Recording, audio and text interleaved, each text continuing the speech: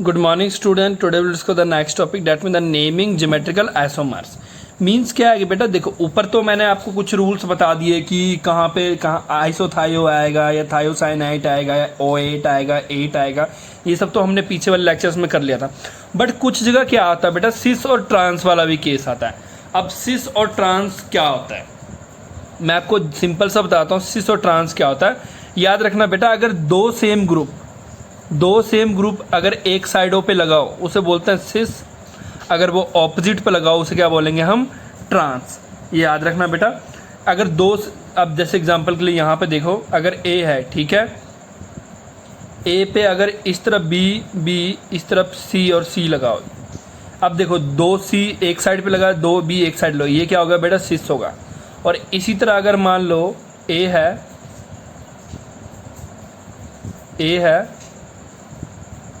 A B, ए और B ऐसे लगाओ, मतलब कि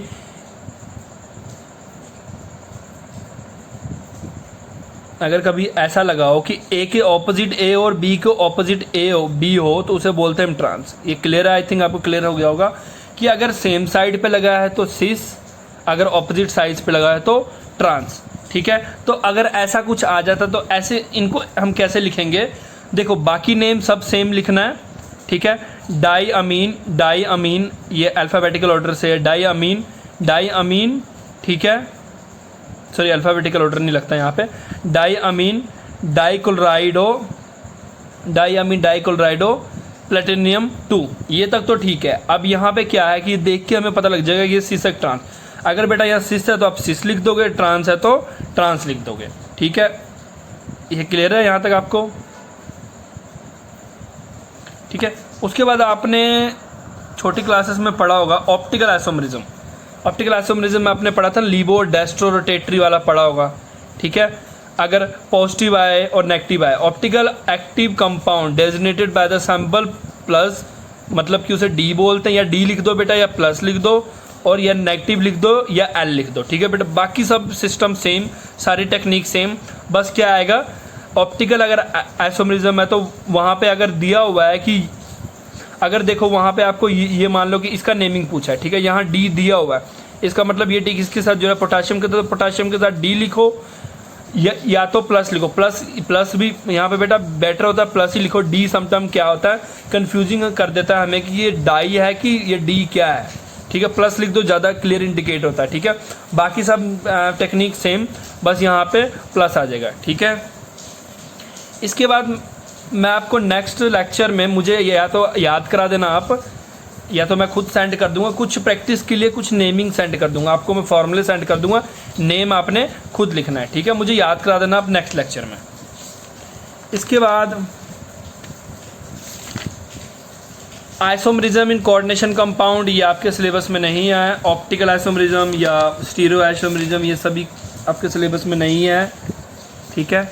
इसके बाद जो हमारा मेन शुरू होगा, ये शुरू हो रहा है हमारा बॉन्डिंग इन कोऑर्डिनेशन कंपाउंड, कि कोऑर्डिनेशन कंपाउंड में कैसे बॉन्डिंग होती है। तो इसमें बेटा सबसे ज़्यादा हेल्प कौन करता है, हमारा वार्नर कोऑर्डिनेशन थ्योरी, ठीक है। In order to explain the nature of bonding, मतलब किस टाइप की बॉन्डिंग है, इसके स्ट्रक्चर कैसे बनेंगे, कंपाउंड कैसे बनेंगे, तो काफ़ी सारे साइंटिस्ट ने काफ़ी सारे थ्योरीज प्रपोज किया है, जिनमें से क्या हुआ, first significant contribution by the Warner in 1893। Warner को वैसे तो मेनली कोऑर्डिनेशन केमिस्ट्री का फादर भी बोला जाता है, क्योंकि उन्होंने ही इस पूरे मतलब चैप्टर छोड़ा ये इस पर बेटा, ये तो अभी आप चैप्टर पढ़ रहे हो, असल में ये काफ़ी मोटी बुक होती है बड़ी क्लासेस में जाके।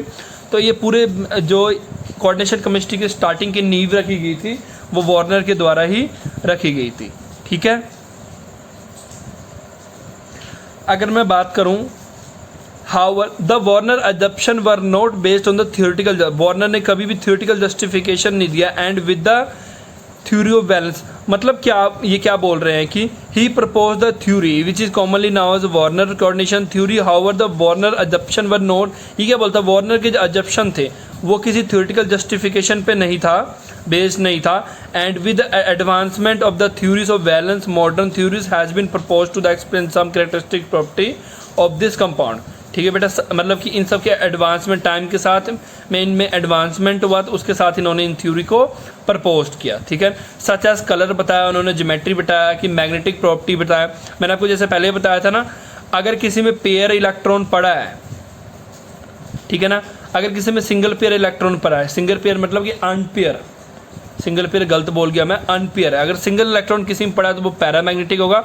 अगर किसी में एक भी सिंगल इलेक्ट्रॉन नहीं है, सभी ही पेयर है, तो वो क्या होगा, डायमैग्नेटिक इन नेचर। उन्होंने क्या बताया, उन्होंने आगे जाके बेटा 3 मेन थ्योरीज दी, जिनमें उनको बैलेंस बॉन्ड थ्योरी बोला। ये आपने बैलेंस बॉन्ड थ्योरी पढ़ा हुआ +1 में। ठीक है, क्रिस्टल फील्ड थ्योरी बताया, ठीक है, लिगेंड फील्ड थ्योरी बताया, LFT। ठीक है, और मेन जो हमने अभी पढ़ना है इस चैप्टर में क्रिस्टल फील्ड थ्योरी पढ़ना है, and molecular orbital theory MOT भी हमने पढ़ा हुआ +1 में, उनको ही हमने आगे करना है। ठीक है, आगे हमने डिटेल्स में पढ़ना है। अगर बैलेंस बॉन्ड थ्योरी की बात करूं तो मेन अजम्पशंस क्या था बैलेंस बॉन्ड थ्योरी का, जो central metal atom in a complex make available a number of empty orbitals to formation of coordination bond. ठीक है, आपको देखो सिंपल सी बात, इसके कहने का मतलब क्या है कि जो सेंट्रल मेटल आइटम है, जो बेटा मेटल है, ठीक है, आपको पता है ना मेटल पे ऑलवेज कौन सा चार्ज होता है, पॉजिटिव। इसका मतलब क्या है कि उसको किस चीज़ की नीड है, इलेक्ट्रॉन की नीड है। हो सकता है कि वो सेंट्रल मेटल आइटम हो नहीं सकता है, मतलब मेनली जो इसमें सेंट्रल मेटल आइटम यूज़ करते हैं उसमें क्या होता है बेटा, d ऑर्बिटल होता है, या तो वो बेटा खाली होता है, या तो उसमें 1 या 2 इलेक्ट्रॉन होते हैं। ठीक है बेटा, इस करके क्या होता है कि वो ईजिली लिगेंड से आने वाले इलेक्ट्रॉन को एक्सेप्ट करके या लोन पेयर को एक्सेप्ट करके इजीली क्या करते हैं, बॉन्ड बना पाते हैं। ठीक है बेटा, ये क्या बोल रहा है कि the number of empty orbital made available for this purpose equal to the coordination number of central metal. जितना number of empty orbitals present होगा वो किसके बराबर होगा, central metal, coordination number of central metal atom की। For example के लिए अगर कोऑर्डिनेशन नंबर 6 है, इसका मतलब क्या है कि 6 लिगेंड वहाँ पे आके क्या हो सकता है, अटैच हो सकता है। और ठीक है, अगर कोऑर्डिनेशन नंबर 4 है तो 4 लिगेंड आके अटैच हो सकता है। और याद रखना 6 है तो ऑक्टाहेड्रल कॉम्प्लेक्स बनाएगा, और 4 है तो टेट्राहेड्रल, और सम टाइम क्या बनाता है, स्क्वायर प्लेन है, वो डिपेंड करता है। ठीक है बेटा, कहाँ क्या बनाएगा, कुछ कंडीशन होता है।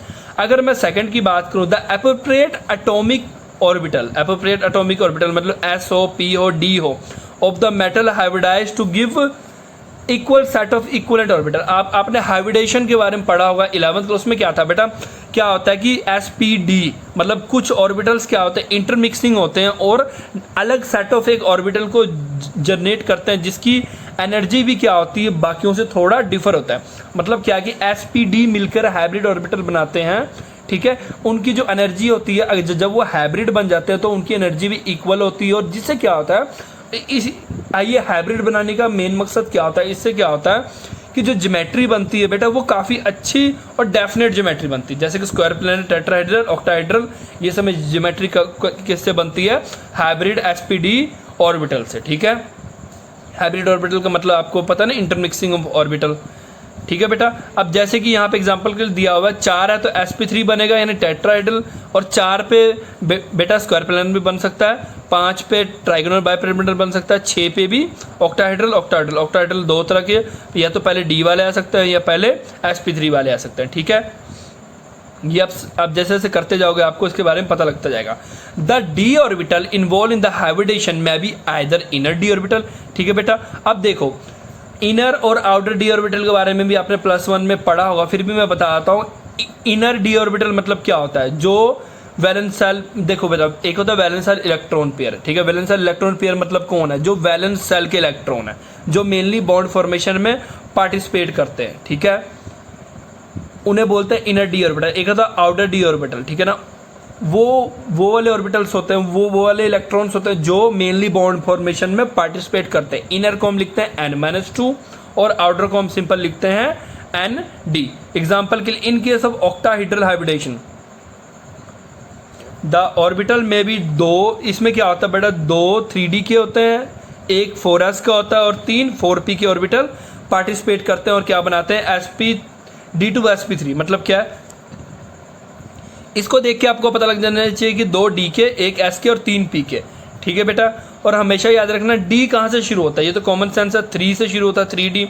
ठीक है, अगर सीधी सी बात है, अगर 3D से शुरू हो रहा है तो जो उसके साथ S आएगा वो 4 वाले आएंगे, P भी आएगा, 4P वाले आएंगे। ठीक है, ये क्लियर है। उसी तरह सेकंड दिया हुआ है कि एक 4s 3 4p और 2 3d के, मतलब कि अगर ये किस चीज़ के बारे में बताया गया, इन केस ऑफ, ये देखो टेट्राहेड्रल कब बनेगा, ये देखो इन केस ऑफ DsP2 हो तो क्या होगा और sp3d हो तो क्या होगा, ये बताया गया यहाँ पे, ठीक है। सॉरी ये वाला बताया गया है कोऑर्डिनेशन नंबर 6 का। sp3d2 अगर कभी बनेगा तो ऑक्टाहेड्रल बनेगा, बनता है दोनों में ऑक्टाहेड्रल है, एक बारी में D आगे आता है, एक बारी में sp3 आगे आता है। इसका बेटा रीज़न है बट वो काफ़ी डिटेल्स में है, वो अभी आपके सिलेबस में नहीं है, ठीक है। तो अभी जितना है वही पढ़ लो, ठीक है। Each ligand had at least 1 orbital containing lone pair of electron. याद रखना बेटा, कोऑर्डिनेशन बॉन्ड बनाने के लिए एटलीस्ट 1 लोन पेयर तो होना ही चाहिए डोनर एटम के पास, मतलब लिगेंड के पास। अगर उसके पास एटलीस्ट 1 लोन पेयर भी नहीं होगा तो वो डोनेट क्या करेगा, मेटल एटम को डोनेट नहीं करेगा, तो कोऑर्डिनेट बॉन्ड या कोऑर्डिनेशन कॉम्प्लेक्स बनेगा ही नहीं। अगर मैं नेक्स्ट की बात करूं, the empty hybrid orbital of metal ion overlap with the fill of, इसमें क्या होता है देखो, empty hybrid orbital. Empty hybrid orbital मतलब क्या कि जो मेटल के अंदर एम्प्टी हाइब्रिड ऑर्बिटल्स है वो क्या करता है, overlap with the fill orbitals of ligand, ठीक है।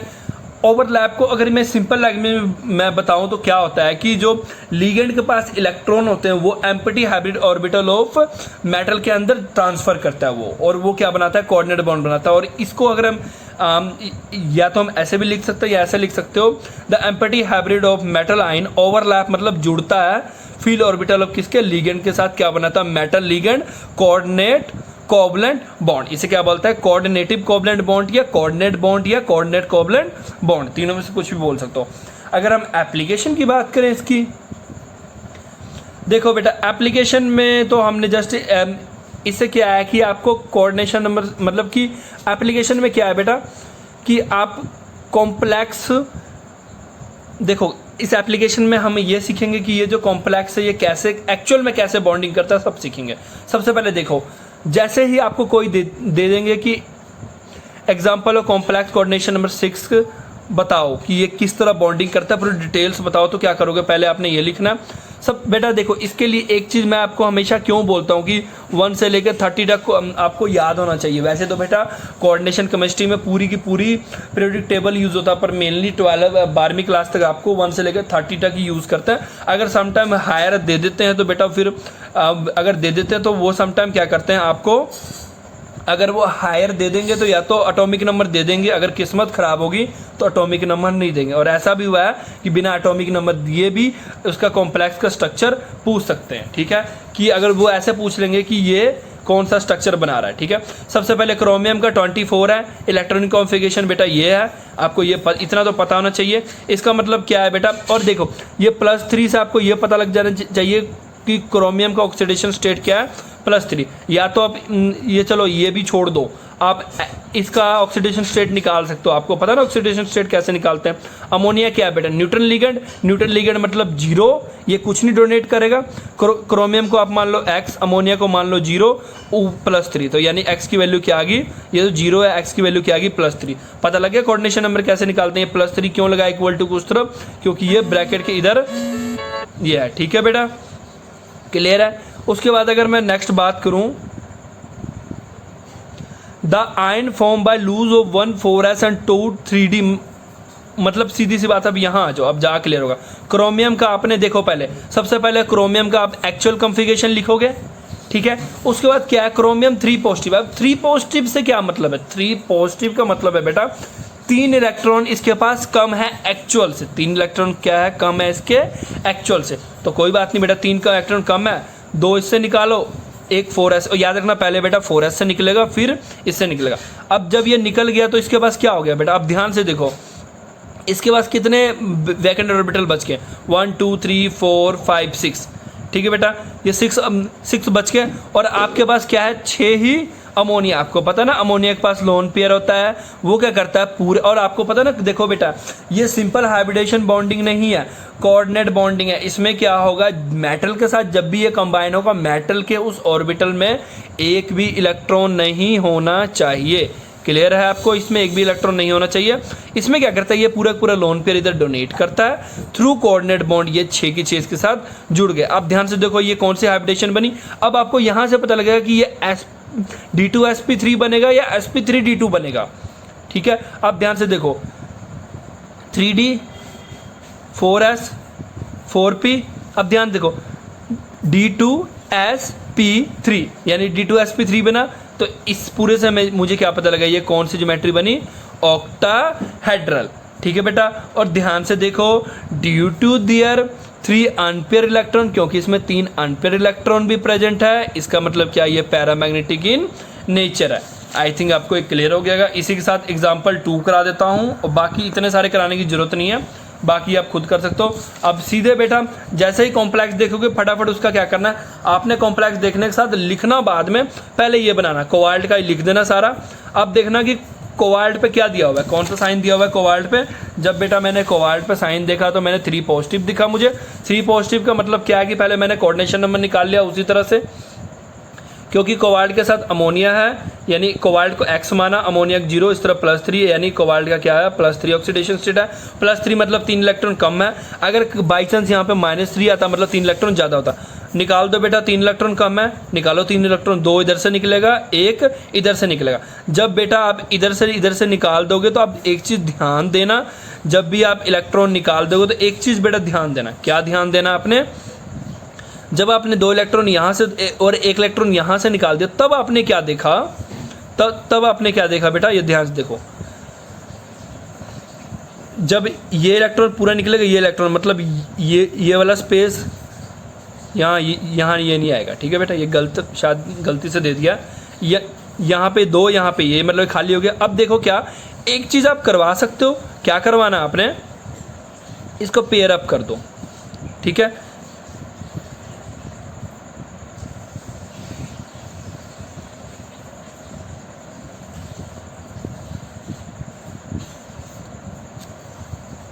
एक मिनट बेटा, थोड़ी कन्फ्यूजन हो रही है।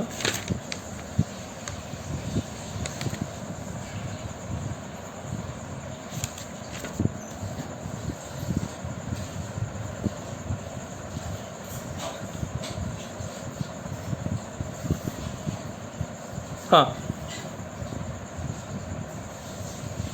टोटल इलेक्ट्रॉन है हमारे पास, हाँ ठीक है बेटा, वो गलती से मैंने इसको यहाँ पे कर, यहाँ आएगा ये, बिकॉज देखो बेटा क्या है, हमारे पास D में 7 है, S में 2 है, ठीक है। अगर इसमें से ये हमारे पास 7 और D में 7 है, 3D में 7 है और S में 2 इलेक्ट्रॉन है, ठीक है। इसका मतलब क्या है कि एक इलेक्ट्रॉन किस में से निकलेगा, सॉरी सबसे पहले इलेक्ट्रॉन निकलेगा इसमें से और एक इलेक्ट्रॉन किस में से निकलेगा, D में से। तो हमारे पास D में अब हम ये निकलने के बाद हमारे पास D6 आ जाएगा।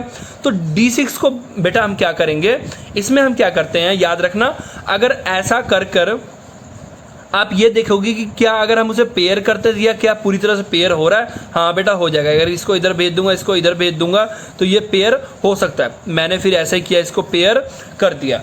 वो बेटा देखना पड़ेगा कि आपको पेयर हो सकता है कि नहीं हो, अगर हो सकता है तभी करना है, अदरवाइज आपने नहीं करना है, ठीक है। ठीक है, जब आपने पेयर कर दिया तो यहाँ पे 2 4 6, ठीक है, 6 था तो 6 हो गया। अब देखो आपको भाई ये सारी स्पेस बच गई, यहाँ पे आपने 6 अमोनिया लगा दी। इससे क्या पता लगा बेटा, क्यों यहाँ पे एक भी इलेक्ट्रॉन क्या है, यहाँ पे एक भी इलेक्ट्रॉन क्या है बेटा, खाली मतलब कि सिंगल नहीं है, इस करके ये क्या है, paramagnetic in diamagnetic in nature. और ये इस यहाँ से क्या पता लगा, ये कोऑर्डिनेशन ऑक्टाहेड्रल ज्योमेट्री बनाता। अगर आपके माइंड में क्वेश्चन आएगा कि सर पीछे पैरामैग्नेटिक कैसे हुआ, चल बेटा आप कर लो पेयर, मैं नहीं कहता हूँ मना, आप करो पेयर। इसको अब यहाँ भेज दोगे, ये ज़्यादा यहाँ आ जाएगा, बट क्या उससे क्या होगा बेटा, एक तो पेयर हो जाएगा, फिर भी एक तो ऐसे ही रह जाएगा। इस करके हमने इसको पेयर अप नहीं किया। पेयर तभी करना है जब हमें क्या लगे इस टाइप का कोई फॉर्म बन रहा हो, ठीक है।